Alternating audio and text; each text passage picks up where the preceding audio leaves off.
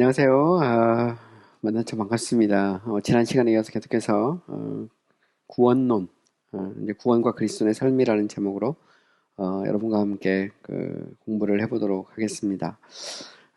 지난 시간에 우리가 이제 하나님의 작정에 대해서 이야기를 하다가 마른 것으로 제가 알고 있는데요.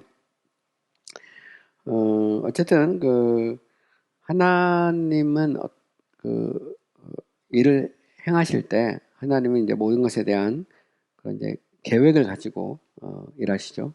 그것을 보통 이제 모든 것에 대한 하나님의 계획을 신학에서는 이제 작정이라는 말을 사용해요. 그걸 이제 디크리라고 말하는데, 디크리라고 말하는 이유는 이제 디크리라고 하는 것 자체가 일종의 왕의 칙령과 같은 거거든요. 왕이 명령을 내리면 이제 돌이킬 수 없는 거죠. 마치 우리가 구약에 보면 이제 메데파사의 그런 법처럼 그렇게 한번 선포가 되면 돌이킬 수 없는 건데, 하나님은 모든 것에 대한 그런 계획을 가지고 있다는 거죠. 보통 그것은 이제 작정 그렇게 말합니다. 또 이 작정이라는 것은 이제 하나님의 행위를 내적인 것과 외적으로 이렇게 구분을 하면, 작정은 이제 하나님의 내적인 행위로 봐요. 왜냐하면 성부와 성자와 성령 삼위일체 안에서 하나님께서 영원전에 이 땅에서 일어날 모든 일에 대해서 계획을 가지고 있다는 거죠. 그것은 이 땅에 일어나는 그 어떤 것도 결코 우연이 없다는 것입니다. 오늘 우리가 여기 있는 것, 또 우리가 또 지금 이제 어떤 역사의 어떤 진행한 이 과정 속에 있잖아요. 이 모든 게 이 모든 우주와 만물, 뭐 어떤 사건, 이 모든 게 다 하나님의 계획 가운데 있다는 거예요. 보통 그것을 이제 작정 이렇게 표현합니다. 또 이제 더나가 조금 더 세부적으로 이제 이게 이제 인격적인 피조물과 관련해서 하나님의 작정을 생각할 수 있거든요. 근데 인격적 피조물과 관련된 하나님의 작정은 이제 예정 이렇게 말합니다. 신학에서는 이제 작정과 예정을 구분할 수가 있어요. 물론 이제 인격적 피조물과 관련해서 그거를 작정이란 말을 쓸 수 있습니다. 큰 의미에서 보면 작정이기 때문에. 그래서 우리가 이제 성경에 보면 이제 작정과 예정이란 말이 동시에 쓰여지고 있어요. 또 한 단어가 이제 선택이라고 하는 말도 있죠. 선택. 선택이라는 것은 주로 이제 인간의 선택에 이제 이렇게 보통 한정 지을 수 있는데, 물론 이제 천사들에게도 인격적 피조물로 천사들에 대해서도 선택과 뭐 유기 아니면 선택과 비택에 대해서도 이야기를 할 수가 있습니다. 그거는 이제 계속해서 우리가 공부를 해보도록 하고요. 어쨌든 보면 하나님은 계획이 있다는 거죠. 그걸 이제 작정, 목적 이렇게 표현하고요. 그것은 이제 성경에는 여러 가지 표현이 있는데, 하나님의 마음의 생각이라는 그런 표현도 나오고요. 또한 계획들, 그래서 카운슬이라고 하는 그런 표현도 있어요. 계획이라고 할 때 계획, 이걸 이제 우리말로 번역하기 참 어려운데, 카운슬이라고 하는 것은 하나님의 지혜가 들어있어요. 하나님의 지혜. 그래서 하나님이 자신의 지혜로 모든 것을 계획하시죠. 제가 이제 지난 시간에도 이야기했는데, 청교도 같은 경우는 이제 하나님의 성품을 이렇게 정리할 때 하나님의 모든 행위에는 하나님의 선하심과 하나님의 지혜와 하나님의 능력이 나타나 있다 이렇게 말하거든요. 그래서 goodness, wisdom, and power 이렇게 말하는데, wisdom, power 이렇게 말하죠. 그러니까 이 땅의 모든 것은 하나님의 선에서 나옵니다. 그리고 하나님은 자신의 지혜를 따라서 오거나이즈하고 이 지혜를 따라서 하나님께서 계획을 해서 실행하죠. 이것을 내적인 행위, 영원한 행위에서 그것은 이제 카운슬이라는 표현을 쓸 수 있어요. 그래서 카운슬이라는 것은 하나님의 지혜죠. 그리고 하나님은 선하실 뿐만 아니라 지혜롭고 더 나아가서 능력이 있어요. 우리는 아무리 선하고 지혜가 있어도 능력이 없으면 일을 못 하잖아요. 근데 하나님은 전능하신 하나님이시죠. 그래서 하나님은 이 모든 것을 행하실 수 있어요. 그래서 하나님의 모든 행위에는 하나님의 선하심과 지혜와 능력이 나타나 있다는 겁니다. 또한 이것은 이제 작정이라고도 불러요. 디크리라고 하는 게 부르는데, 다니엘 4장 17절 같은 데 보면 지극히 높으신 이가 사람의 나라를 다스리시며 자기의 뜻대로 이렇게 나오죠. 자기의 뜻대로 그것을 누구에게든지 주시며 또 지극히 천한 자를 그 위에 세우시는 줄을 사람이 알게 하려 함이라. 이 보면 자기의 뜻, 하나님의 뜻이 있다는 거죠. 그래서 보통 작정이라고 표현할 수 있고요. 사도행전 2장 23절에도 보면 그가 하나님께서 정하신 뜻과 미리 하신 대로 해서 하나님의 정하신 뜻이 있다는 겁니다. 이것을 작정, 이렇게 디크리 이렇게 표현할 수 있어요. 또한 더 나가서 이 하나님의 작정을 미리 정했다. 그래서 preordination, predestination, foreordination 이렇게 표현하는데 미리 정했다는 의미에서 예정이라고 이렇게 부르기도 해요. 베드로전서 1장 20절에 보면 그는 창세전부터 미리 알리신 바 된 이나 이 말세에 너희를 위하여 나타나신 바 되되 보면 미리 알린 바 되시니라는 그런 표현이 나와요. 이 말은 창세전에 그리스도께서 이미 교회의 머리로 작정이 됐다는, 예정이 됐다는 그런 의미에서 쓸 수 있는 표현이고요. 에베소 1장 5에서 11절에 보면 이런 표현이 나오죠. 그 기쁘신 뜻대로 우리를 예정했다, 미리 정했다 이 말입니다. 예정하사 예수 그리스도로 말미암아 하나님의 아들들이 되게 하셨으니 모든 일을 그의 뜻에 결정했다. 이때 결정이 보면 카운슬로 나와요. 카운슬. 그 다음에 결정대로 하시는 이의 계획. 이 계획이 잘못했네. 이게 그게 아니고 찍었어요. 보면 결정은 일종의 그의 뜻의 결정은 디시전이죠. 계획이 카운슬로 되어 있어요. 제가 알기로. 우리가 예정을 입었다. 보면 여기 예정이 나오잖아요. 이때도 preordination 이런 말입니다. 이건 디시전이죠. 하나님의 결정대로 그의 계획을 따라서 모든 것이 이루어졌다. 이런 의미에서 쓸 수 있습니다. 영어 성경을 보면 더 정확한데요. 일단 우리가 하나님이 미리 정했다라는 의미에서 예정이 있다라는 것을 여러분들이 알면 되겠습니다. 또 그 하나님의 작정은 그의 기쁘신 뜻 아니면 그의 뜻과 그의 기뻐하심이라는 그런 표현이 있어요. 혹은 그의 뜻의 계획, 그의 계획과 기뻐하심이라는 표현으로 쓰게 되죠. 그래서 성경에 보면 그런 표현이 나와요. 가령 예를 들어서 His will and pleasure 이런 표현이 나옵니다. 아니면 with His pleasure 이런 표현이 나와요. 이 말은 pleasure라는 것은 기뻐하시는 뜻이다 이런 말입니다. 이건 이제 라틴어로 이거 beneplaciti라고 그러는데 그러니까 하나님은 자신의 기뻐하심을 따라서 모든 일을 행하신다는 거죠. 이 기뻐하신다는 것은 하나님의 주권을 의미합니다. 하나님의 주권이죠. 이 땅에 있는 모든 것은 하나님의 기뻐하신 뜻에 따라서 움직인다는 거예요. 그래서 하나님의 뜻을 이렇게 구분할 때 전통적으로 신학자들은 하나님의 기뻐하심을 따른 뜻, 기뻐하신 뜻하고 하나님께서 그 기뻐하신 뜻에 따라서 결정한 거하고 이렇게 서로 이렇게 구분해서 이제 이 설명하기도 하는데 어쨌든 기뻐하시는 뜻이 이제 결국은 이제 하나님께서 결정하신 그 뜻이 되는 거예요. 가령 예를 들어서 로마서 9장 19절 같은 데 보면 혹 내가 내게 말하기를 그러면 하나님이 어찌하여 허물하시느냐 누가 그의 뜻이란 말이 나옵니다. 에베소서 1장 11절 모든 일을 그의 뜻의 결정대로라는 말이 나와요. 자, 이사야 46장 11절에 보면 뭐가 나오냐면 보세요. 나의 뜻 이런 말이 나옵니다. 내가 시초부터 종말까지 알리며 아직 이루지 않은 일을 옛적부터 보이고 이르기를 나의 뜻이 설 것이요 내가 나의 모든 기뻐하는 것을 이루리라. 보면 하나님의 뜻과 기뻐하는 것이 동시에 나오는 걸 볼 수 있어요. 그래서 이게 진짜 하나님의 작정이죠. 그러니까 하나님께서 이 땅의 모든 것을 행하실 때 하나님은 자신의 주권적인 뜻에 따라서 자신의 기뻐하심을 따라서 하나님께서 쓰는 모든 것을 계획하시고 그 일을 행하신다라는 거예요. 이것을 나타내는 성경의 구절들은 정말 많습니다. 자, 하나님의 작정은 또한 더 나가서 일반적인 것과 특별한 것으로 이렇게 구별할 수 있어요.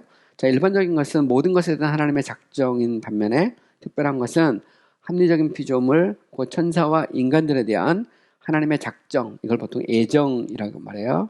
그래서 구분해서 모든 것에 대한 하나님의 계획을 하나님의 작정이라고 표현한다면 인격적인 피조물에 대한 하나님의 계획을 하나님의 작정을 예정이라고 보통 이렇게 구분해서 표현할 수 있습니다. 그래서 이것을 이제 보통 일반적, 그죠? 이라고 표현할 수 있고 이것은 인격적 피조물 관련해서 이것을 특별하다 해서 특별, 파티큘러한 것을 이렇게 구분해서 설명할 수도 있어요. 그래서 모든 것에 대한 어떤 하나님의 계획과 특별히 합리적 피조물에 대한 하나님의 계획, 이 두 가지로 구분할 수 있다는 그런 의미입니다. 자, 조금 더 이제 신학적으로 더 들어가 보면 하나님의 작정에 대해서는 뭐 수많은 정의가 있죠. 그 중에서 이제 제가 몇 가지만 소개하는데, 가령 예를 들어서 윌리엄 에임스는 이제 The Meadow of Theology라고 해서 신학의 정수라는 책을 쓴 그런 청교도 신학자예요. 화란에서도 활동했었고요. 보통 그래서 이제 아메스라고도 라틴어로 말하기도 하고, 영국에서는 보통 에임스 이렇게 말합니다. 그러니까 우리말로 번역도 됐어요.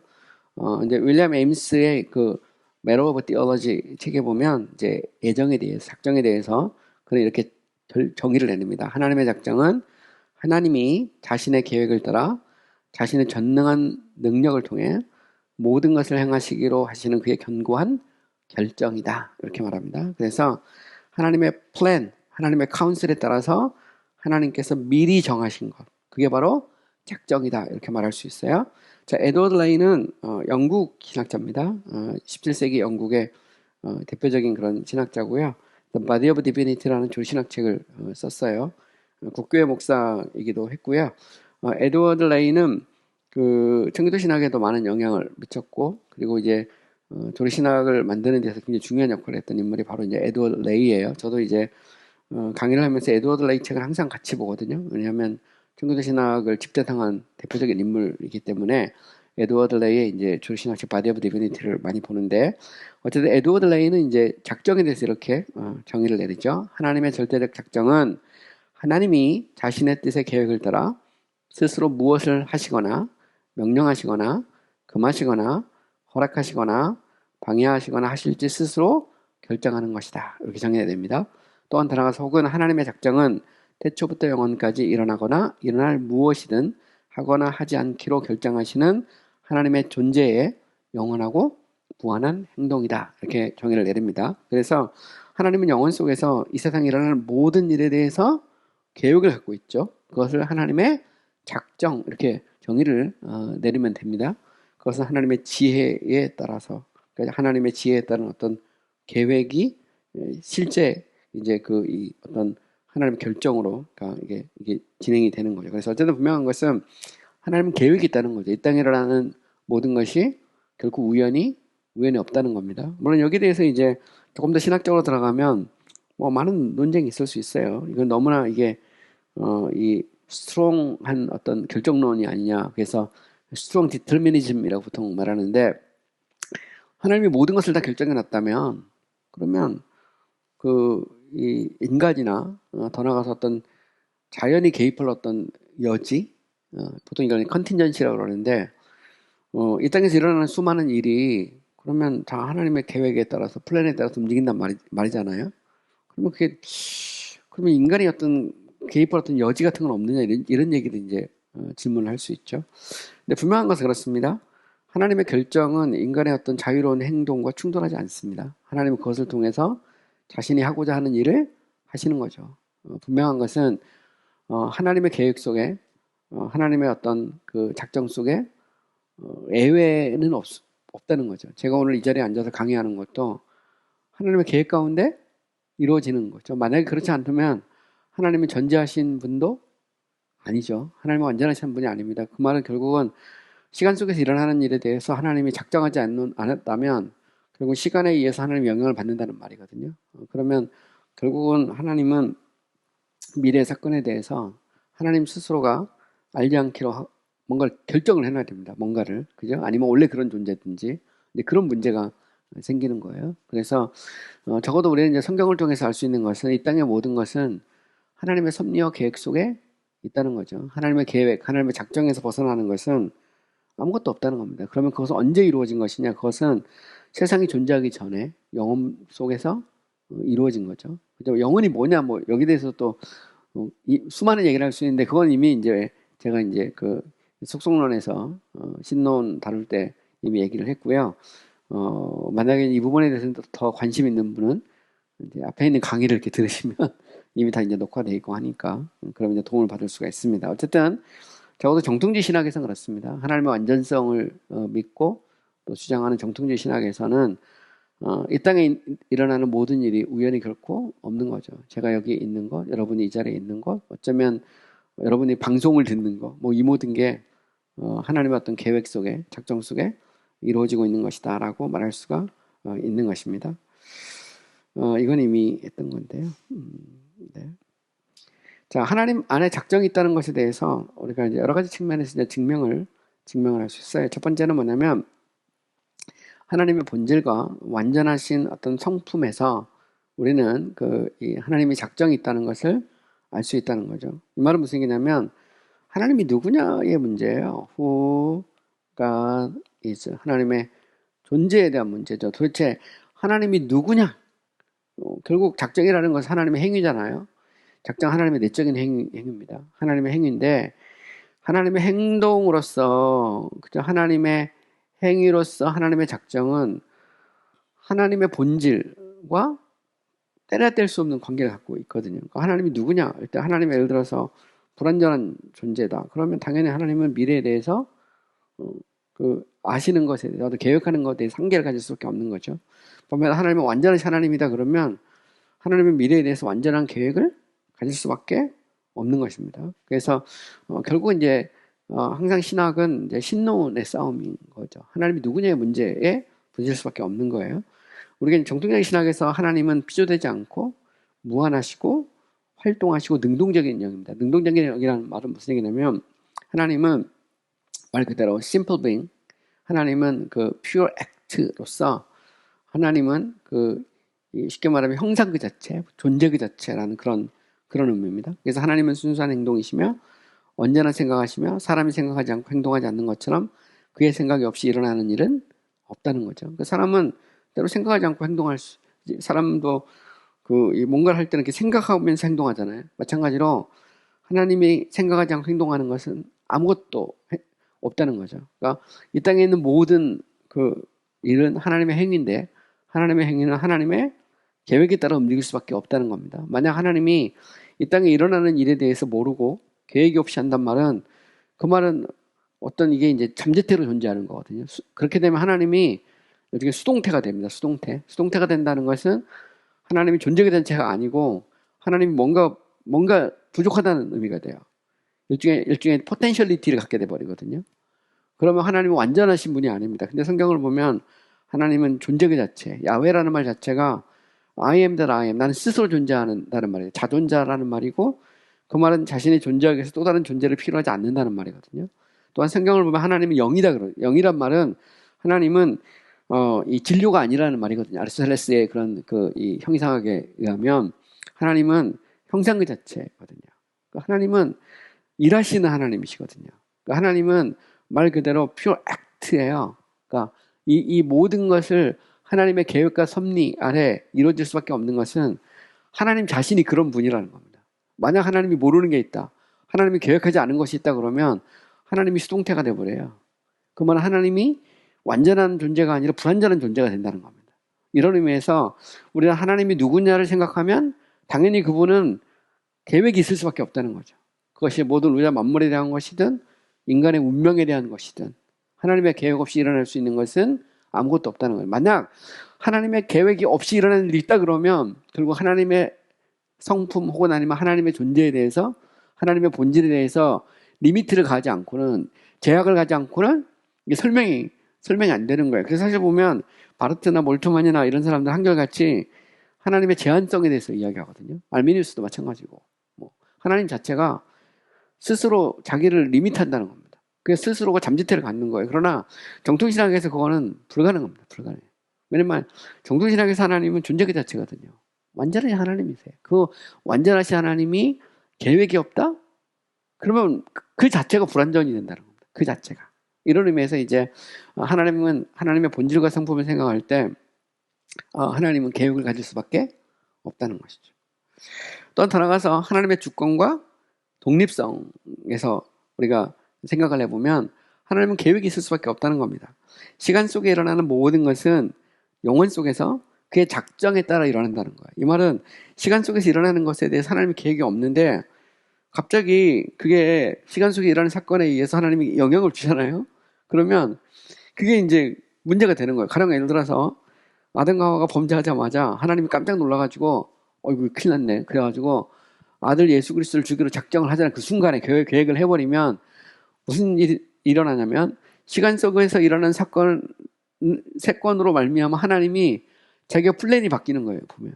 그래서 또 뭐 그런 얘기를 하기도 합니다. 어떤 사람은 그렇게 주장합니다. 하나님에게는 여러 플랜이 있다는 거. 플랜 1, 플랜 2, 플랜 3, 플랜 4가 있는데 인간의 행동에 따라서 플랜 1으로 갈 수도 있고 플랜 2로 갈 수도 있고 플랜 3도 갈 수 있고 플랜 4로도 갈 수 있고 거장신하게 주장하는 얘기입니다, 보면. 뭐 하나님이 플랜이 바뀌는 거예요, 계속. 그러면 이게 완전한 것 같지만 사실 그렇지 않다는 겁니다. 결국은 시간 속에서 일어나는 것이 영혼에 영향을 미치게 돼 있어요. 그러나 하나님은 주권적인 하나님이시죠. 그리고 하나님은 존재의 자체입니다. 이런 면에서 하나님의 주권과 독립성을 생각해 보면 이 땅에 일어나는 그 어떤 것도 하나님의 계획 없이 일어나는 것은 없다는 겁니다. 시간 속에서 일어나는 어떤 일이 하나님의 뜻이 없거나 그것에 반대되어 일어나거나 하나님이 명령하지 않으신 것이 일어난다면 하나님의 하늘과 땅의 모든 것을 자신의 뜻에 따라 행하시는 주권적인 존재라고 말할 수 있는가? 의문을 품을 수밖에 없죠.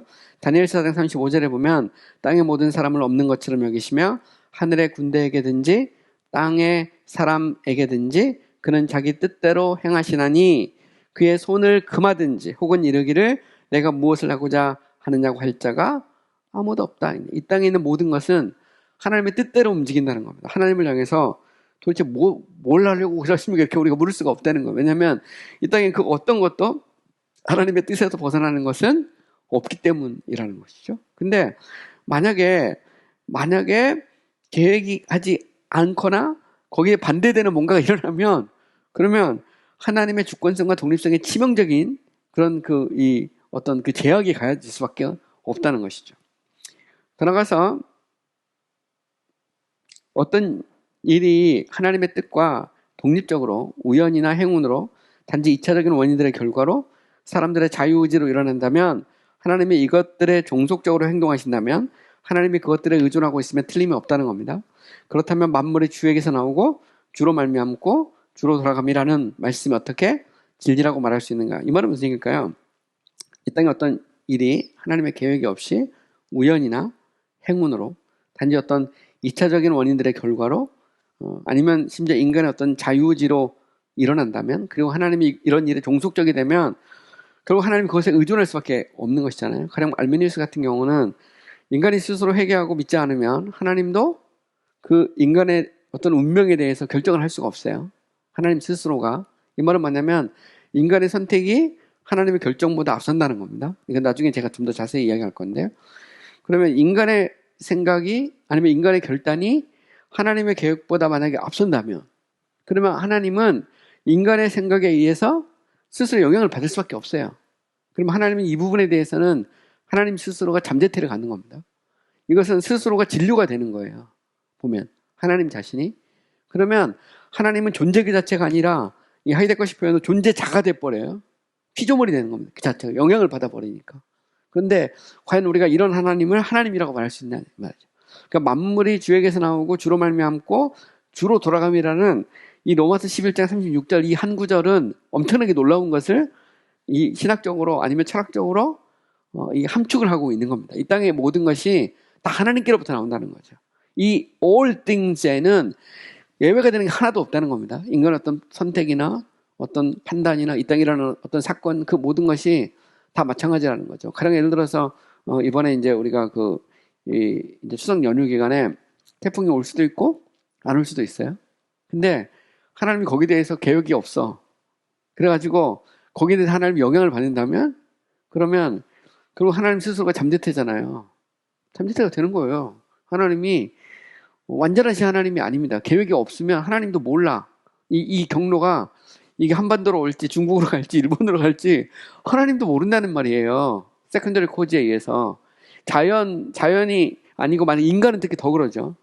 보통 이제 신학에서 인간의 자유의지를 엄청나게 막 강조해서 인간이 스스로 우리가 돌이키지 않으면 하나님도 어쩔 수가 없게 되면 그러면 결국 그 하나님은 인간의 의지에 의해서 종속적이 되어버린다는 거죠. 그러면 얘기할 수 있어요. 그러면 인간의 구원에 대해서 하나님은 작정할 수밖에 없는 거죠. 그래서 인간이 스스로 그렇게 믿을 거라고 알고서 이제 애정했다 하면 이제 애제 정론이 되는 거고, 아니 그것도 없이 그냥 아예 작정 자체가 없다고 말할 수도 있는 거거든요. 그 보면. 근데 어쨌든 분명한 것은 이 종속적인 것에 의해서 하나님이 영향을 받는다라고 말할 수가 없다는 겁니다. 하나님은 그 자체로 만물의 주권자고 만물의 주관자예요. 그래서 만물이 주에게서 나오고 주로 말미암고 주로 돌아감이라는 모든 것이 다 하나님의 계획 아래 있는 겁니다. 하나님의 계획에서 벗어나는 것은 하나도 없다. 그것은 하나님의 성품 자체가 그리고 그렇다는 거죠. 그리고 만약에 하나님의 성품 아니면 하나님의 본질, 하나님의 존재에 제약을 가지 않는 이상은 2차적인 것에 의해서 우리가 영향을 받는다고 말할 수가 없다는 겁니다.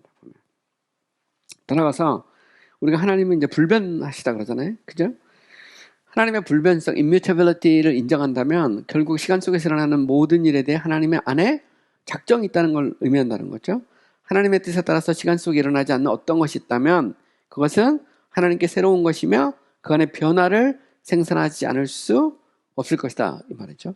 혹은 시간 속에서 일어나는 사건에 따라 하나님의 이후에 뜻하신다면 이것은 하나님 안에 전에 없는 것이 일어나는 것이며 변화를 낳지 않을 수 없다. 그러나 하나님께서는 변함도 없고 회전하는 그림자도 없다라고 선언했죠. 성경에서 야고보서 1장 7절에 하나님은 변함도 없고 회전하는 그림자도 없다라는 것은 이게 놀라운 선언입니다.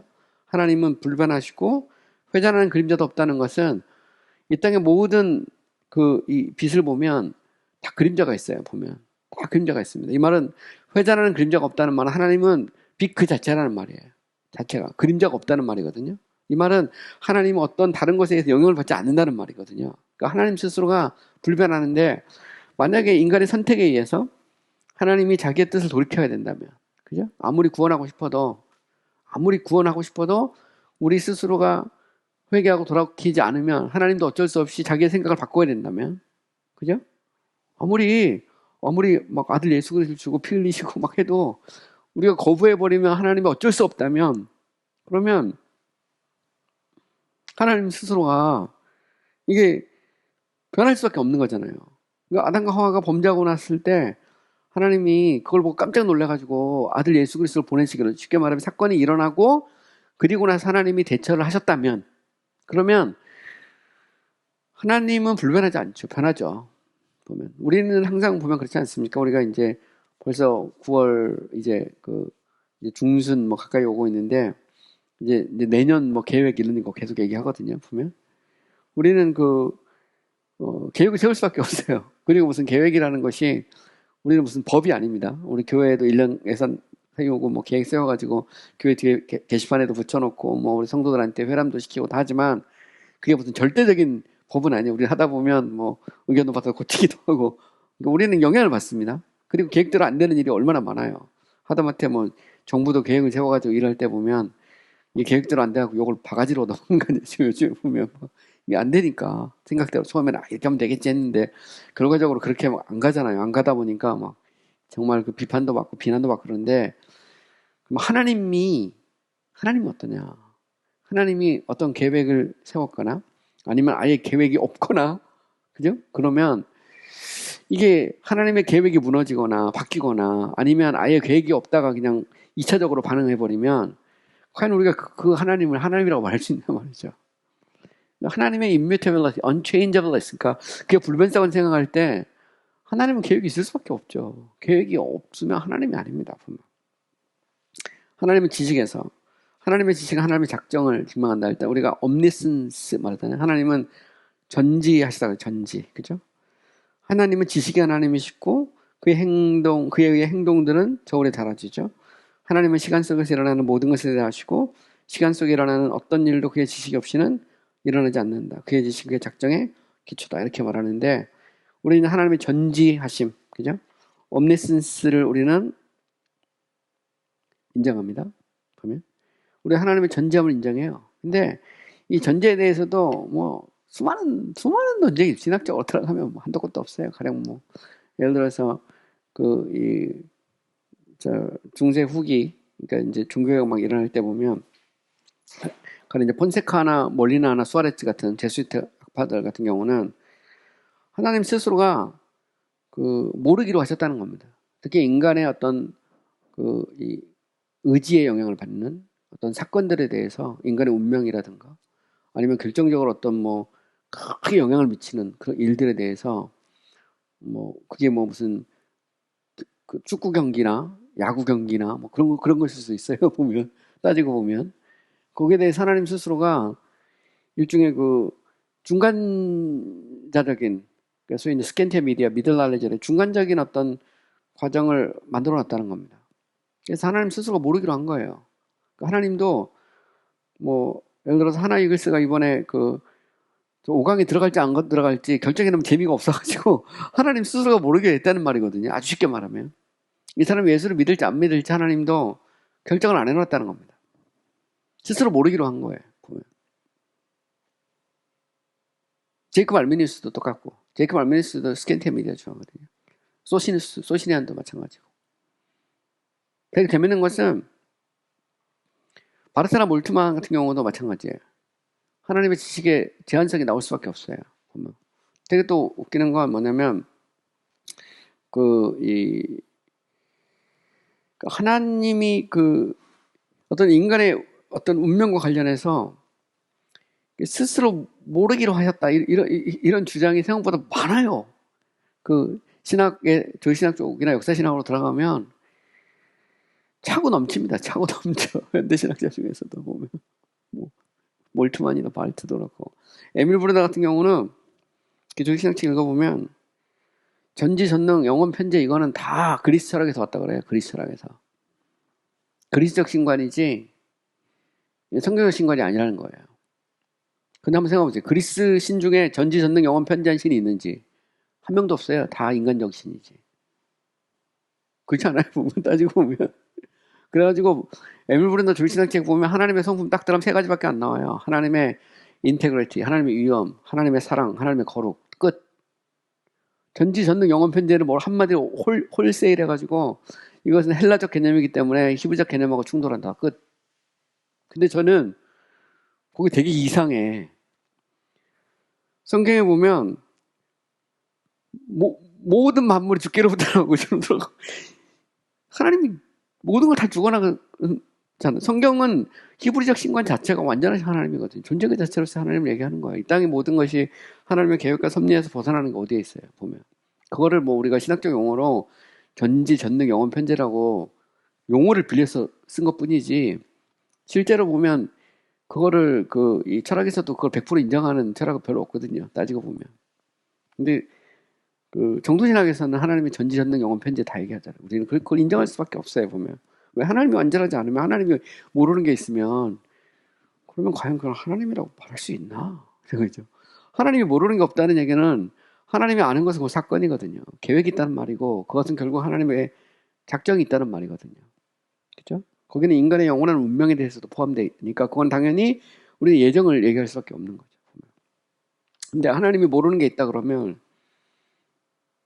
이제 당연히 하나님의 작정과 계획에 대해서 제약을 할 수밖에 없는 것이죠. 그러나 사도행전 15장 18절에 보면 즉 예로부터 이것을 알게 하시는 주의 말씀을, 그런데 번역이 이게 엄청 이상해. 이게 원래 킹제임스 버전에도 보면 known unto God are all his works from the beginning 이렇게 돼 있어요. 하나님께 그의 모든 일이 태초부터 알려져 있다. 그러니까 하나님이 하시는 모든 행위가 알려져 있는 게 하나도 없다는 겁니다. 보면 자체가. 근데 이것이 예로부터 이것을 알게 하시는 주의 말씀이라는 이 번역이 제가 볼 때는 성경에 이런 번역들이 종종 있어요. 보면 우리말 지금 현재 번역에서 이게 무슨 말이지? 이게 무슨 말인지 약간 그런 번역들이 종종 있는데 이것도 대표적으로 이제 그런 번역 중에 하나예요. 즉 예로부터 이것을 알게 하신 주의 말씀이라 해서 이게 무슨 말일까? 근데 하여튼 영어로 보면 known unto God are all his works from the beginning 해서 그의 모든 일이 하나님께 알려져 있다는 거죠. 태초부터. 그러니까 하나님이 행하는 모든 일은 하나님의 지식에 기초를 두죠. 하나님의 계획에 의해서 움직인다. 이 땅에 알려지지 않은 것은 하나도 없다. 그리스도도 그리스도 안에 있는 우리의 선택도 이 땅에 있는 모든 사건도 하나님께 알려지지 않은 것이 없다는 거죠. 만약 모르면 알려지지 않은 모르는 것도 있다. 아니면 잠정적으로 모르기로 하신 것이 있다 그러면 그게 중간적 지식, 이게 스캔트 미디어를 이미 얘기하고 있는 거예요. 따지고 보면 자체가. 그러니까 이게 이제 알미니우스적인 생각이기도 하고, 제수이트들인 폰세카나 몰리나나 소레츠의 생각이기도 하고, 바우스 소시누스 같은 소시니안들의 생각이기도 하고, 그리고 이제 개신교 안에서 요즘 최근 많은 그런 현대신학자들의 견해이기도 하죠. 그걸 우리가 이제 좀 생각을 해봐야 됩니다. 하나님은 지혜에 있어서 우리가 하나님은 모든 일에서 지혜로우시며 가장 지혜로우시다. 그리고 하나님은 모든 일을 지혜 가운데 행하신다. 지혜로우신 하나님이 계획 없이 어떤 일을 하겠는가. 이사야 28장 29절에 보면 이는 만군의 여호와께로부터 난 것이다. 그의 경영은 기묘하며 지혜는 광대하다. 그의 매니지먼트 is wonderful. 그죠? His wisdom is broad. 아니면 tremendous죠. 엄청나게 큽니다. 하나님의 지혜는 끝이 없다. 광대. 원래 무한성이라는 것은 제가 이제 그 속성론을 할 때 이미도 얘기했는데, 원래 무한성, 하나님의 무한성이라는 인피니트라는 것은 유한의 반대예요. 부정의 법칙입니다. 이걸 부정의 법칙에서 하나님의 성품을 정리할 때 하나님의 본질에 속한 속성은 부정의 속성이거든, 성품이거든. 부정의 방법이 적용되거든요. 그래서 하나님의 이 존재에 속한 속성은 부정의 방법을 쓰고, 그 다음에 이제 하나님의 어떤 관계, 행위에 대한 속성은 긍정의 방법을 써요. 물론 그거는 긍정의 방법은 당연히 탁월함의 방법이 같이 들어갑니다. 들어갈 수밖에 없어요. 왜냐하면 인간과 비교조차 되지 않기 때문에. 그래서 보통 이제 하나님의 속성을 분류할 때 비아 네가티오니스, 비아 아피르마티오니스, 비아 에미넨티아 세 가지. 그래서 부정의 방법, 긍정의 방법, 그 다음에 탁월함의 방법, 이 세 가지를 보통 얘기하는데, 부정의 방법이라는 건 무슨 얘기냐면 하나님이 무한성 같은 경우를 보면 무한하다는 것은 유한의 반대예요. 그러니까 인간은 한계가 있잖아요. 모든 이 땅에 우주만물에 한계가 있는데 하나님은 한계가 없다는 겁니다. 그게 무한성이에요. 근데 이 무한성은 가령 예를 들어서 눈주스커스 같은 경우는 이런 얘기거든요. 하나님의 성품 중 가장 본질적인 성품을 무한성으로 봐요. 그러면서 무한성에는 크게 이제 네 가지 정도 생각할 수 있는데, 그게 뭐냐면 전지, 전능, 영원, 편재. 이게 다 부정의 법칙이에요. 전지는 뭐냐면 지식이 있어서 무한한 겁니다. 하나님은. 능력은 능력이 있어서 무한한 거예요. 영원은 시간에 있어서 무한한 거고, 편재는 공간에 있어서 무한한 겁니다. 그러니까 하나님은 지식과 능력과 시간과 공간에 있어서 끝이 없어요. 측량이 안 돼. 그러니까 인간의 유한한 인간 생각으로 알 수가 없어요. 그래서 부정의 법칙을 쓰는 겁니다. 반대로. 그러니까 하나님의 본질에 속한 속성에 전지, 전능, 영원, 편재 이렇게 들어가고, 여기에 이제 불멸성, 무한성 이런 것들이 같이 들어가요. 그 다음에 맨 앞에 쓰는 게 이제 단순성, 심플리시티 이런 것들이 이제 보통 하나님의 그 존재에 속하는 속성들로 보는데, 이제 왜 부정의 법칙을 쓰냐? 이것은 인간의 그 제한된 이성으로 다 측량할 수가 없어요. 근데 성경에는 하나님의 그 지식의 어떤 무한성, 하나님의 능력의 무한성, 그 다음에 더 나가서 어떤 시간의 어떤 그 무한성, 그 다음에 공간의 무한성을 얘기하거든요. 그러니까 하나님이 안 계신 곳이 없고, 하나님이 시간의 제약을 안 받고, 하나님의 능력에 있어서 한계가 없고, 하나님은 지식에 있어서 한계가 없는 거죠. 그리고 지식과 관련해서 하나님의 의지가 들어가면 그게 하나님의 지혜가 되는 거거든요. 의지가 들어가면. 그러니까 지혜라는 것은 하나님의 어떤 그런 지식에서 하나님의 의지를 가지고 행동하는 거예요. 그럼 이 땅에 일어나는 것에 하나님의 지혜가 없는 것이 있느냐? 하나도 없다는 거죠. 근데 하나님이 만약에 인간의 의지에 의해서 아니면 피조물에 일어난 사건에 의해서 스스로 어떤 계획을 세우지 않고 모르기로 한 것이 있다면 하나님의 지혜가 거기까지는 안 미치는 거예요. 그게 지혜다 그렇게 말하면 할 말은 없는데, 그러면 그 지혜라고 말하는 순간 자기를 리미트해 버려야 돼요. 그게 지혜라고 말하면. 그러니까 인간이 의지하지 않으면 하나님이 뭘 못한다. 그게 지혜다. 알미니스는 그렇게 하는 거예요. 그게 지혜다 그러는데, 그 지혜는 자기를 제한하는 지혜예요. 하나님 스스로가 리미트해 버려요, 보면. 그래서 알미니스는 본질의 속성에 있어서는 하나님을 리미트하지 않지만 행위로 나갈 때, 하나님이 행위로 나갈 때 가령 인간을 만들고 세상을 만들고 인간을 만들고 구원하고 이럴 때 하나님 스스로가 행동으로 나갈 때 자기를 리미트해 버려요. 이게 스스로. 이게 알미니스의 생각이거든요. 바르트도 알미니아하고 비슷해요. 본질에 있어서는 하나님은 이 전능하시고 이런 거 다 인정하지만 행위로 딱 나가면 하나님 자기 리미트해 버립니다. 길이. 몰트만으로 가면 아예 처음부터 하나님 리미트해 버려요.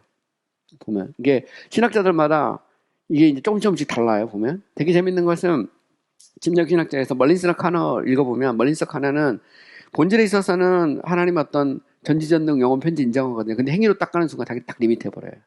알미니우스 길이고 바르트의 길인데 이게 이제 침례교 신학에서 멀린스 카너가 걸은 길이거든요. 이제 한동안 이 침례교 신학을 이렇게 지배했던 뭐 지금은 이제 뭐 옆으로 다 치웠죠. 예, 요즘에 지금 그 서른 베프티스트 쪽에서 멀린스 카너 주장하는 사람 거의 없어요. 제가 알기로 조신학자 중에 보면 그거는 이제 한동안 막 융성했던 이게 한국 침례교도 그 이 한동안 유행했던 신학인데 뭐 글쎄요. 제가 볼 때 과연 이거를 정통적인 침례교 신학이라고 말할 수 있는지에 대해서는 전 침례교 400년 역사상 잠깐 이렇게 엮기로 갔던 시도 있지만 그것도 다도 아니에요. 그걸 거기에 옹호했던 사람만 그렇게 한 겁니다. 근데 그 과연 옹호한 목회자들이 얼마나 될까? 신학자들은 뭐 그렇다 쳐도 그죠? 우리는 현장에서 하나님이 전지하고 영원하고 그걸 인정하지. 또 하나님의 계획 없이 일어난 일이 있다고 우리가 합니까? 그렇게 설교하는 사람 제가 볼 때 거의 없어요. 거의 따지고 보면 신학자들이 앉아가지고 뭐 하나님의 주권과 인간의 뭐 자유지 이러면서 뭐 은총과 자유하면서 여기에서 자꾸 그 어떤 인간의 어떤 역할 같은 것들을 막 부각시키고 막 그러려고 하니까 그렇지. 사실 보면 뭐 별거 아니죠. 보면. 그 시간이 이제 한 40분 조금 덜 남았는데 그냥 해버리죠. 자, 하나님의 작정의 범위에서 하나님의 작정은 이 세상에서 처음부터 끝까지 일어나는 모든 것에 대한 작정이죠. 이렇게 딱 주장하면 이제 비판하는 쪽에서는 strong determinism 딱 그럽니다. 이거는 강성결정론이라고 하고 더 심하게 비판하면 운명론이라고까지 비판합니다. 근데 하나님의 작정은 운명론은 아니에요. 하나님의 계획이지. 이 땅에 일어나는 모든 것에 대한 하나님의 계획이고 만약 모든 것에 대한 하나님의 계획이 없다면 그럼 하나님은 그 부분에 대해서 포텐셜리티 잠재타의를 갖는 거예요. 하나님 스스로 수동태가 돼요. 그러면 존재 그 자체로서 그 다음에 이 행동하는 영으로서의 하나님은 제약을 받을 수밖에 없는 거예요. 사실 때 보면 이 땅에 하나님의 계획이 없는 것이 있을 수 있을까에 대해서 정통신학은 인정할 수가 없어요. 세상과 세상 안에 있는 모든 것이 하나님에 의해 창조되었으며 통치 아래 있다. 이 모든 것은 하나님의 말씀과 뜻과 작정에 따라 일어난다. 여기 보면 이 땅에 있는 모든 것이 하나님의 창조죠. 그죠? 그리고 하나님 다스리고 통치하는데 거기에 대한 하나님의 계획이 없을 수 없다라는 겁니다. 하나님의 교회에 관련된 모든 것은 하나님의 작정에 따라 일어난다는 거죠. 하나님의 백성과 관련된 모든 것, 곧 그들의 영적이며 영원한 것뿐만 아니라 일시적인 것 또한 하나님의 작정에 따라 일어난다는 거죠. 이 땅에 일어나는 모든 것, 그것이 자연이든 뭐 아니면 어떤 영적인 것이든, 그러니까 교회와 관련된 그 모든 것이 하나님의 계획 가운데 일어나죠. 이 땅에 일어나는 모든 것은 선한 것이든 악한 것이든 처음부터 끝까지 미리 작정되었다. 이 땅에 하나님의 지식과 뜻과 목적이 없이 일어나는 것은 아무것도 없다는 거죠. 마태복음 10장 29, 30절 참새 두 마리가 한 아싸리 온에 팔리지 않느냐 그러나 너희 아버지께서 허락하지 아니하시면 그 하나도 땅에 떨어지지 아니하리라. 너희에게는 머리털까지 다 세신 바 되었나니. 제가 지금도 기억나는데 제가 신학교 다닐 때 그 섭리론 가르치는 교수님이 처음에 딱 교회 들어오셔서 기도하실 때 요 말씀 갖고 기도하셨어요.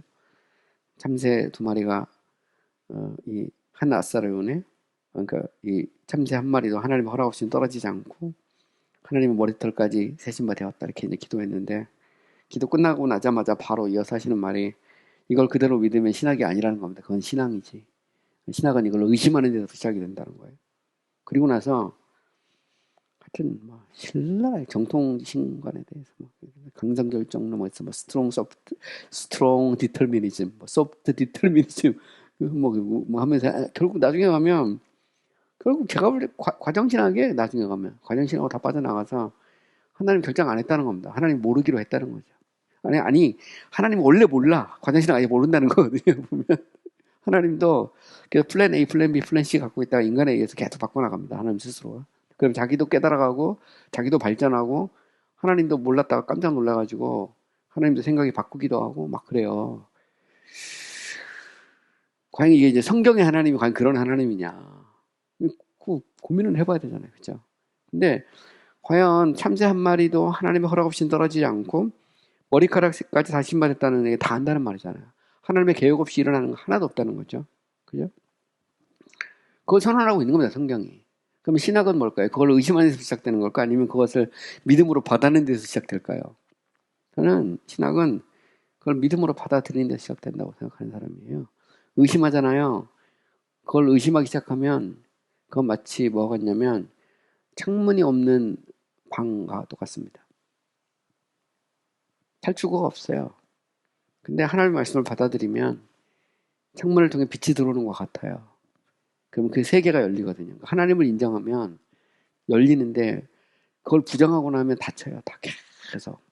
그걸 이제 철로역장에서 존 버냐는 그 쇠창살 안에 있는 인간 교수, 프로페서 그걸 이제 풍자적으로 딱 표현하고 있는 거거든요. 그래서 그 쇠창살 안에 갇혀갖고 고개를 그 땅 쳐다보고 있잖아요. 땅 쳐다 하늘 쳐다보지 않고 땅 쳐다보고 있고 그다음 팔짱 끼고 그죠? 되게 교만하죠. 땅 쳐다보고 이렇게 하고 있잖아요. 그게 이제 그 번연이 철로역장에서 그리고 있는 신학자의 모습이죠. 근데 신학이라는 이름으로 얼마든지 그렇게 될 수도 있다는 거죠. 그러면 생각을 해보세요. 자, 하나님의 작정의 속성들에 대해서 얘기하면 내적인 행동일 뿐만 아니라 내재적인 행동이다. 그럴 때 보통 이제 internal and immanent act라고 하는데 이거는 이제 하나님의 작정이죠. 영혼 속에서 일어난 소위 내재적 삼위일체 안에 일어난 하나님의 그 이 작정입니다. 그것들은 하나님의 생각 속에 있는 것이면 시간 속에서 하나님의 계획에 따라 나타나게 되죠. 그러므로 그것은 트랜지언트, 그것들을 트랜지언트라고, 그러니까 일시적인 행동이라고 부르기도 합니다. 그래서 결국 이제 임매넌트하고 트랜지언트라고 이렇게 구분해서 볼 수도 있고요. 자, 두 번째는, 그러니까 하나님은 내적인 행동일 뿐만 아니라 이제 내적인 행동이고 영원하죠. 하나님이 영원한 것처럼 하나님의 작정 또한 영원하다. 하나님의 어떤 새로운 뜻이나 새로운 행동이 시간 속에서 그 안에 일어나지 않는다. 그래서 new will, new action이라는 건 없다는 겁니다. 이 땅의 모든 하나님의 계획에 의해서 움직이죠. 그런 면에서 적어도 하나님의 계획하셨을 때 그것을 어떤 그 트랜지언트라고 할 때는 그것이 이제 사건으로 정말 일어나는 어떤 그런 이제 일에서 그걸 트랜지언트라고 이렇게 표현하기도 해요. 자, 그 다음에 most free죠. 가장 자유로워요. 하나님은 작정해서 어떤 힘이나 강압에 의해 영향을 받지 않죠. 그건 하나님의 free will입니다. 그래서 하나님은 국리력 일자를 국리력이죠. most wisdom이죠. most wise에서 가장 지혜로운 행동이기도 합니다. 하나님은 지혜로운 존재이고 하나님은 모든 것을 자신의 지혜 가운데 움직이죠. 우리는 이 작정을 이해할 수도 탐구할 수도 설명할 수도 없어요. 로마서 11장 33, 34절에 보면 깊도다 하나님의 지식과 지혜와 지식의 풍성함이요 그의 판단은 헤아리지 못할 것이며 그의 길은 찾지 못할 것이로다. 누가 주의 마음을 알았느냐? 누가 그의 카운슬러, 모사가 되었느냐? 하나님의 계획 속에 참여할 수 있는 피조물은 없다는 거죠. 그러니까 사실 보면 바울이 선언하고 있는 그 하나님은 이 전능하신, 그러면서도 그 전지하신, 그죠? 그러면서 가장 지혜로우신, 그러면서도 주권적인 하나님이시죠. 바울은 명확하게 그걸 선언하고 있어요. 이 땅에 그 일어나는 모든 것에 대한 하나님의 계획은 우리가 다 헤아릴 수도 없고 측량할 수도 없는 거죠. 또 하나님의 작정은 바뀔 수 없습니다. 그죠? 그래서 스가랴 6장 1에서 8절에 보면 하나님의 작정은 말들과 병거에서 나오는 구리산으로 표현이 됩니다. 메대와 바사의 법령이 바뀔 수 없는 것처럼 하나님의 작정은 바뀔 수 없다는 거죠. 히브리서 6장 17절에다 보면 하나님은 약속을 기업으로 받은 자들에게 그의 뜻이 변하지 아니함을 충분히 나타내시라고 그 일을 맹세로 보증하였다. 하나님의 계획, 하나님의 뜻은 바뀌지 않죠. 이게 피조물에 따라서 바뀌면 이제 문제가 되는 겁니다. 근데 사실은 보면 알메니스적인 그 신과는 이제 구원론하고 맞물리면 하나님이 막 짝사랑하고 하나님이 막 그 구원하고 싶어도 막 구원 못하고 그죠? 또 믿음 안 지키면 하나님이 또 갑자기 막 사랑해서 미움으로 막 바뀌어야 되고 막 그래요. 그러니까 그거를 이제 보통 자기들은 표현할 때 그걸 막 그 다이나믹 릴레이션십이라고 그러거든요. 역동적 관계성이라고 하는데 제가 볼 때 역동적 관계성이 아니고 하나님 스스로가 문제가 되죠. 보면. 언제나 효력이 나타나죠. 하나님의 사건, 작정은, 하나님의 뜻은 이게 이제 효력이 나타납니다. 그죠? 하나님은 한 마음이시고 어떤 것도 돌이킬 수 없고 그가 바라시는 것을 그는 행하시며 그의 계획이 서고 그는 자신이 기뻐하시는 모든 것을 행하시며 그의 마음의 생각이 모든 세대에 미친다. 이게 이제 이사야 14장 27절 같은 데 보면 만군의 여호와께서 경영하셨은즉 누가 능히 그것을 폐하며 그의 손을 펴셨은즉 누가 그것을 돌이키랴. 하나님이 모든 것을 다스리고 통치해. 그죠? 하나님이 그죠? 딱 손을 펴면 돌이킬 수 있는 사람이 없어요. 하나님이 계획을 세우는 것을 그걸 폐할 수 있는 게 없다는 겁니다. 그 성경은 이미 하나님의 그 완전하심, 하나님의 주권, 하나님의 전지, 전능을 하나님의 영원성을 선언하고 있는 거예요. 이게 무슨 그리스적 신관이 아니라니까요. 그리스 신관은 용어는 쓸 수 있을지 모르지만 방법론으로 신학에 설명할 때 과연 히브리적 신관이 무슨 인간에 의해서 어쩔 수 없이 꼼짝 못하는 그런 신관이냐? 그게 아니라는 거죠, 보면. 따지고 보면. 하나님의 뜻은 반드시 효력에 나타나죠. 그래서 말씀은 그 사건이에요. 빛이 있어라. 그럼 빛이 있는 겁니다. 그죠? 하나님이 말씀하시고 사건이 되거든요. 그것처럼 하나님의 계획은 곧 사건으로 드러나죠. 하나님의 작정의 목적은 하나님 자신의 영광이죠. 하나님이 세상을 안 만들어도 되거든요. 근데 하나님은 자신을 위하여 자신의 완전한 성품들을 영화롭게 하시려고 모든 것을 만드시고 정하셨다라는 거죠. 그래서 하나님의 작정은 그 작정의 어떤 목적, 궁극적인 목적은 하나님의 영광이죠. 여기 대해서 이제 소시누스주의자들, 소시니안들하고 르만스론치는 알미니안들이죠. 그리고 제수이트들은 하나님의 작정을 절대적인 것과 조건적인 것으로 구분해요. 그들은 미리 본 믿음의 선택을 수립하고 인간의 의지의 힘을 찬미하기 위해 소위 이제 중간지식, 제가 이미 얘기했거든요. 스캔티아 미디아를 주장하죠. 그래서 보통 이제 시간적으로 보면 제수이트가 제일 빠르고요. 그 다음에 이제 이 소시누스 학론파 이렇게 갑니다. 역사적으로 보면 거의 동시 존재하기도 하고. 그래서 제수이트의 대표적인 사람이 다 제수이트라고 100%는 아닌데 그 대표적인 인물이 이제 폰세카, 몰리나, 수아레츠 이런 사람들이 이제 스캔티아 미디아를 정했고요. 학론파는 이제 제이콥 알미니우스를 비롯해서 그의 후예들이 있어요. 가령 이 그랜치커비우스나 코르비우스 이런 사람들이 이제 그 학론파들이거든요. 그래서 도르트 총회에서 이제 문제를 제기했던 이런 사람들이 이제 르만스론에서 학론파들. 그 다음에 이제 파우스 소시누스 따라가는 그 계통이 있어요. 이 사람들은 소위 말하는 이제 중간적 지식을 얘기합니다. 그래서 하나님이 스스로 모르기로 하신 어떤 일종의 회색지대 같은 것이 존재하는 거죠. 그래서 하나님이 이 스스로가 자기를 리미트해 버리는 거예요. 자체가. 이게 이제 소위 중간적 지식인데, 그러니까 세상을 만들 때 이제 알미니우스 같은 경우 하나님이 인간에 의해서 인격적 피조물인 인간의 자유의지에 의해서 자기를 제한하기로 하셨다는 겁니다. 스스로가. 그래서 하나님 스스로가 몰라. 얘가 진짜 회개하고 믿을지 그런 일도 생겨요. 보면 얘가 끝까지 믿음을 지킬지도 가봐야 알아. 이런 식의 이제 주장까지 나올 수도 있는 거죠. 자, 하나님의 작정에 대한 정통주의적 이해에 대한 그 반대들인데요. 이걸 조금 더 이제 구체적으로 보면 소시오스주의자들은 하나님의 작정이 영원하다는 것에 대해서 반대합니다. 그들은 하나님의 작정 중 영원한 것도 있는 반면에 시간적인 것도 있다고 정하죠. 가령 볼시티우스 같은 경우는 대표적인 소시누스인데 파우스 소시누스를 따라서 영혼을 절대적인 것과 제한적인 것, 단순하고 관계적인 것으로 구분을 합니다. 뒷부분이 좀 빠졌네. 뒤로 왔네. 그래서 이게 두 번째입니다. 뒤로 와서 결국은 이렇게 주장했다 이런 얘기가 나오는데 순서가 바뀌었습니다. 어쨌든 보면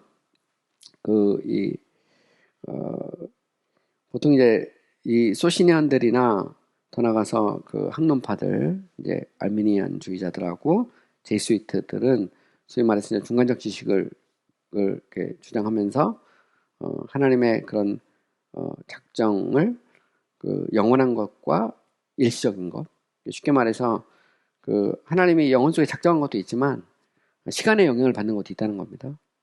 또 시간의 영향을 받아서 영혼이 작정한 것도 있고 아예 이 작정하지 않은 것도 있어요. 그죠? 그게 절대적인 것도 있지만 상대적인 것, 어떤 피조물과 관계 속에서 결과에 따라서 하나님이 움직이는 것도 존재한다라고 주장합니다. 보통 이제 이쪽에 서 있는 사람들은 정통주의라고 하는 것 자체가 모든 것을 다 결정해 놨다면 그건 그 자체가 결정론이라고 주장합니다. 다 뭐 하나님의 계획 따라 움직이면 우리는 뭐냐 이렇게 주장하지만 이걸 정통주의 입장에서 방어하면 하나님이 계획을 잘 세웠다고 하더라도 그럼에도 불구하고 그것이 어떤 피조물과의 어떤 인격적 관계나 그걸 무시하는 건 아니거든요. 인간의 어떤 선택이나 물론 그 선택에 있어서도 이 알미니우스나 이 사람들이 주장하는 자유주의를 말하는 건 아닙니다. 보면 어쨌든 보면 어떤 인간의 어떤 자유로운 행동이나 이것을 무시하는 게 아니에요. 그 속에서도 하나님은 얼마든지 이 땅을 다스리고 통치한다는 말입니다. 반면에 이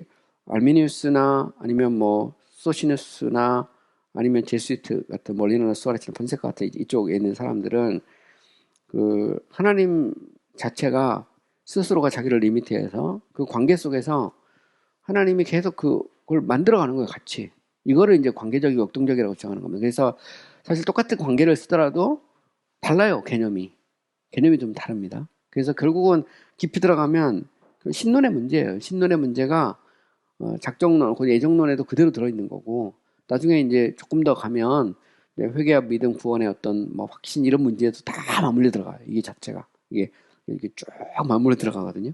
거기에 대해서는 제가 이제 기회가 되는 대로 계속해서 이야기를 해보도록 하겠습니다. 자, 이제 좀 더 나가서 우리가 시간이 뭐 한 20분 정도 남았기 때문에요.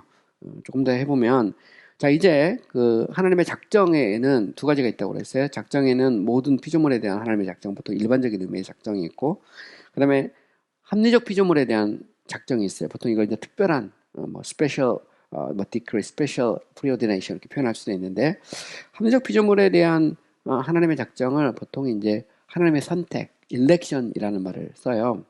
여기에는 이 두 가지가 포함될 수 있어요. 천사와 인간이 포함될 수 있습니다. 이거 좀 더 서론적으로 정리를 해보면 작정이 모든 일에 대한 하나님의 계획과 목적을 의미한다면 예정은 합리적인 피조물에 대한 하나님의 계획과 작정을 의미한다는 거죠. 그래서 이것을 앞에 것을 보통 뭐 일반적인 의미에서 작정이라 하면 이것은 특별한 의미에서 작정, general, particular 이렇게 구분할 수 있고요. 자, 예정이라는 거, predestinate라고 하는 것은 어떤 일이 일어나기 전에 어떤 목적을 획득하고자 미리 정하고 구분하는 것을 예정 이렇게 말합니다. 예정은 크게 보면 선택과 유기로 나눠요. 유기를 뭐 보통 거절, rejection이라고도 표현하고 reprobation이라고도 표현합니다. 그래서 보통 이걸 이제 이렇게 정하면 이중 예정론에서 더블 predestination에서 이제 비판을 엄청나게 하죠. 왜냐면 어떤 뭐 신학자들, 뭐 바르트도 그렇고 요즘 뭐 현대 많은 신학자들은 선택만 얘기하고 싶어 하죠. 유기에 대해서는 얘기하고 싶어 하지 않습니다. 물론 뭐 바르트는 유기를 그리스도 안에서 처리를 하긴 하지만 선택을 얘기하고 유기는 이야기하고 싶어 하지 않는 그런 신학자들이 많이 있어요. 그래서 보통 그런 사람들은 이제 더블 프리데스티네이션에서 이중 예정론이라고 비판하는데, 근데 저는 그렇게 생각합니다. 선택이 있으면 유기도 있어요. 왜냐면 유기라는 말의 의미가 영어로 non-election이거든요. 또 다른 말로 그걸 rejection이라고도 표현하고 reprobation이라고 표현하기도 하는데, 택한 백성이 지금 택하지 않은 자들도 있다는 겁니다. 이스라엘 백성을 택했으면 안 택한 백성도 있는 거잖아요. 구원받을 자를 택했으면 구원 안 받을 자도 있는 겁니다. 이거를 보통 이제 non-election 아니면 rejection, reprobation 이렇게 표현하는데, 여기에는 이제 천사도 있고 인간도 있을 수 있어요. 왜냐면 천사에 대해서도 하나님의 계획이 있을 수 있거든요. 그러니까 타락한 천사도 있고 타락하지 않은 천사도 있는 겁니다. 그러면 하나님의 계획이 있잖아요. 그러면 타락한 천사는 유기라는 말을 쓸 수 있고 아니면 거절 아니면 비택이라고 말을 쓸 수도 있고요. 그 다음에 타락하지 않은 천사는 선택이란 말을 쓸 수가 있는 것이죠. 자, 천사들 중에 어떤 천사들은 택한 천사라고 불려요. 디모데후서 5장 21절 같은 데 보면 다른 천사들은 심판날까지 사슬에 묶여 있는 것으로 이렇게 언급이 됩니다. 베드로서 2장 4절에 보면, 자, 사람들 중에 어떤 사람들은 영광을 위해 미리 준비된 긍휼의 그릇, the vessels of mercy라고도 표현하고요. 다른 사람들은 파멸에 합당하기에 적합한 진노의 그릇, 그죠? The vessels of wrath에서 진노의 그릇으로 불리기도 합니다. 자, 어떤 사람들은 생명과 구원을 얻을 택한 백성, 택한 자로 언급이 되기도 하고요. 다른 사람들은 버려지고 우둔한 상태로 포기된 사람들로 언급이 되죠. 성경에 보면 천사도 택한 천사가 있고 타락한 천사가 있잖아요. 당연하죠.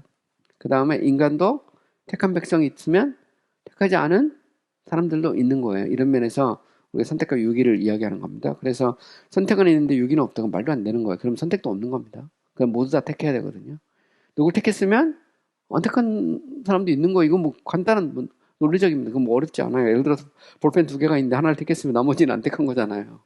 일렉션이 있으면 넌 일렉션이 있는 겁니다. 그거를 유기라고 표현을 하든 뭐 거절이라고 하든 비택이라고 하든 그건 뭐 신학적 용어니까 그거는 뭐 선택할 수 있는데, 선택이 있다는 건 택한 자들이 택하지 않은 자들도 있다는 거고, 그럼 거기에 대해서 인격적 피조물에도 하나님의 계획이 없다라고 말할 수는 없는 것이죠. 이런 면에서 보면 예정이라는 문제가 있는 거예요. 예정이라는 것은 predestinate에서 destiny는 원래 운명입니다. 운명을 미리 결정했다 이런 말인데, 그러니까 이제 이걸 이제 fatalism에서 운명론이라고 주장하기도 하는 거죠. 야, 그러면 인간이라고 하는 것은 야, 누가 미리 정해졌고 누구 안 택해져 있으면 그럼 그거 안 택해진 사람은 얼마나 그게 슬픈 얘기냐 하는데, 그건 잘 모르죠 우리가.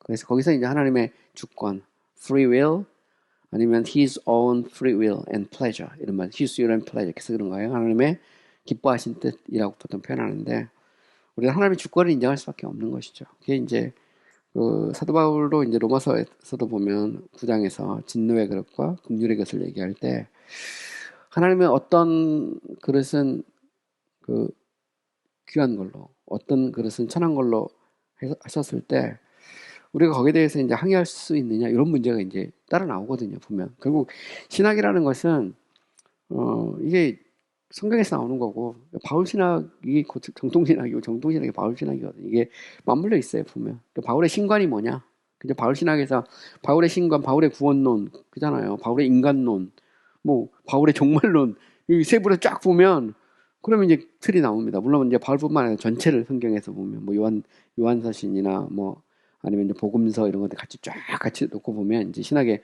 그림이 이제 점점 나오는데, 어쨌든 보면 우리는 선택이 있으면 뭐 우리 비택을 얘기할 수밖에 없는 거죠. 또 때때로 예정은 오직 부르심을 받고 의롭다 하심을 받으며 영화롭게 되어 양자와 하늘의 유업을 택자들만 언급하는데 사용되긴 합니다. 그래서 예정이란 말이 선택과 같은 의미로 쓸 수도 있어요. 또 사람 인격적 피조물과 관련해서 인간에 대해서도 작정이라는 말을 쓸 수 있습니다. 그거는 뭐 그래서 성경을 읽어보면 작정도 나오고 예정도 나오고 뭐 선택도 나오고 다 나오는데, 요걸 이제 신학적으로 이제 조금 좀 세분해서 작정은 모든 것, 예정은 인격적 피조물, 다시 예정은 선택과 유기로 보통 구분해서 신학적으로 이제 설명을 합니다. 자, 천사들의 선택에 대해서 우리가 좀 얘기를 해보면, 성경은 거의 말하고 있지 않죠. 하지만 택함받은 천사가 있다는 건 명확합니다. 결과적으로 볼 때 천사들의 선택뿐만 아니라 사람들의 선택도 하나님께 속해 있죠. 하나님은 선택의 효율적인 efficient cause고요, 원인입니다.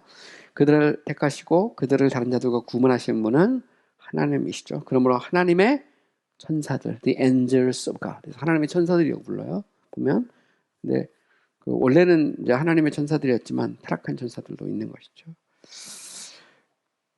자, 사람들의 선택처럼 천사들의 선택은 나머지 천사들과 구분하거나 분리하는 데 놓여 있다. 그들은 거룩한 천사들과 죄를 지은 천사들처럼 그들의 성격에서 뿐만 아니라 배교로부터 보존되어 그들의 첫 번째 상태를 계속해서 유지하거나 죄에 빠져 이전의 상태에서 떨어져 심판에 이르게 되는 그들의 상태에서 구분된다. 보면 당연하죠. 천사도 보면 원래 피조된 그대로 거룩함을 유지한 천사들도 있지만 거기서 배교해서 타락한 천사들도 있는 거죠. 우리가 성경을 통해서 알 수 있는 거고요. 자, 택함을 받은 천사들은 사람들의 선택과 유기에서처럼 받지 못한 다른 천사들과 동일한 상태에서 하나님의 주권적인 뜻에 따라서 영혼 속에 선택한다. 여기 보면 equal foot이란 말이 있는데 동일한 발걸음이죠. 이 말은 자, 천사들도 보면 거룩한 천사도 있고 하나님의 천사도 있고 또 버림받은 천사도 있잖아요. 우리가 이제 마귀들 이렇게 보통 표현하는데, 타락한 천사들도 있는데 여기는 하나님의 계획이 있을 수밖에 없는 거죠. 근데 여기에서 하나님이 얘가 타락할 줄 알고 얘는 아니야 이렇게 말했을까? 아니면 얘는 끝까지 지킬 줄 알고 얘는 택함받은 천사야 이렇게 했을까 할 때 그렇지 않았을 거라는 겁니다. 사람을 선택할 때도 보면 하나님의 그런 어떤 이 계획 속에서 이루어진 거, 거기는 하나님의 주권이 있는 것처럼 똑같다는 거죠. 천사들의 선택에서도 하나님의 주권이지, 하나님의 그 기쁘신 뜻을 우리가 다 모르지만 동일한 선상에서 하나님은 이 천사들 중에 이 하나님의 천사들과 그렇지 않은 천사들을 구분했다라는 것을 우리 이제 이야기하는 거죠. 자, 그들의 선택은 사람들처럼 중보자로서 그리스도 안에서 선택되지 않는데 그들은 선택되기 전에 죄를 짓지 않기 때문이다. 그죠? 하지만 주권자요 통치자요 모든 피조물의 머리로서 그리스도 안에서 택함받을 수 있다. 그리스도는 모든 정사와 권세의 머리이시다. 보면 여기서 이제 이런 이야기를 할 수 있어요. 자, 천사를 선택할 때 이 천사는 그리스도 안에서 택받았느냐. 이게 이제 되게 재미난 표현이에요. 자, 천사의 선택은 in Christ, en Cristo. 그리스도 안에서, 그러니까 그리스도를 머리로 택했느냐 할 때, 명확한 것은, 이 천사를 택할 때 타락하지 않았잖아요. 그죠? 그러니까 인간은 다 타락한 거잖아요.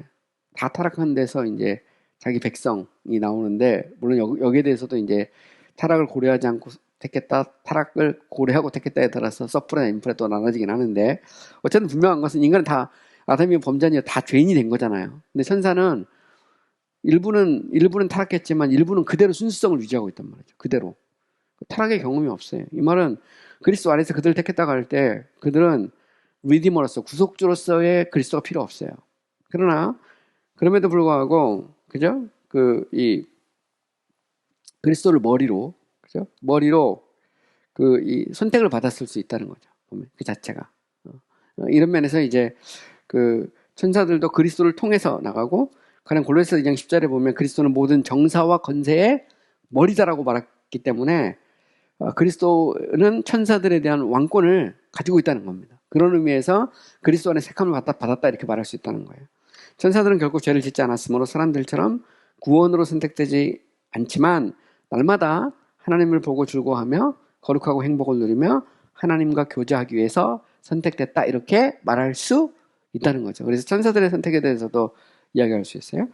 자, 우리가 이제 다음 시간에는 이제 은혜와 영광으로 사람들의 선택에 대해서 우리가 이야기를 할 거예요. 그래서 소위 말하는 이제 선택론, 그죠? 하나님의 선택에 대해서 우리가 이야기를 할 건데, 천사들에 대해서는 우리가 성경이 많은 말을 하고 있지 않으니까. 근데 분명한 것은, 그리스도는 모든 정사와 권세의 머리이고, 그 말은 천사들의 머리이고, 천사들도 착한 천사들도 있고, 그렇지 않은 천사들도 있는 거 보면, 여기다 하나님의 계획이 있다는 걸 알 수가 있어요, 명확하게. 그죠?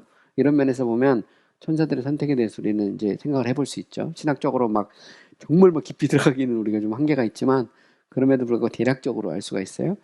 근데 이제 인간들의 선택, 특히 창세전에 그리스도 안에서 우리를 택했다고 그랬는데, 이 인간들의 선택에 대해서는 정말 이게 이제 소위 애정론에서 엄청나게 많은 이야기들이 이 속에 들어있어요. 그래서 제가 이제 이 부분에 대해서 다음 시간 좀 더 가면 그 다음 시간까지 갈 수 있는데 상당히 많은 양들을 여러분들과 함께 생각을 해볼 거고요. 그래서 애정론 그러면 이제 보통 이제 하나님의 선택과 유기 문제에 있어서 인간들의 선택, 창세전의 그리스도 안에서 우리를 거룩하고 흠이 없게 하시려고 선택하신 것에 대해서 우리가 이제 생각하지 않을 수가 없는 것이죠. 그래서 다음 시간에는 이제 사람들의 선택에 대해서 우리가 구체적으로 생각을 해보도록 하겠습니다. 다음이 추석이기 때문에 한 주 쉬고 우리가 하여튼 기쁘고 즐거운 마음으로 추석 그 다음 주 수요일 날 여러분을 다시 찾아뵙도록 하겠습니다. 네, 수고 많이 하셨습니다.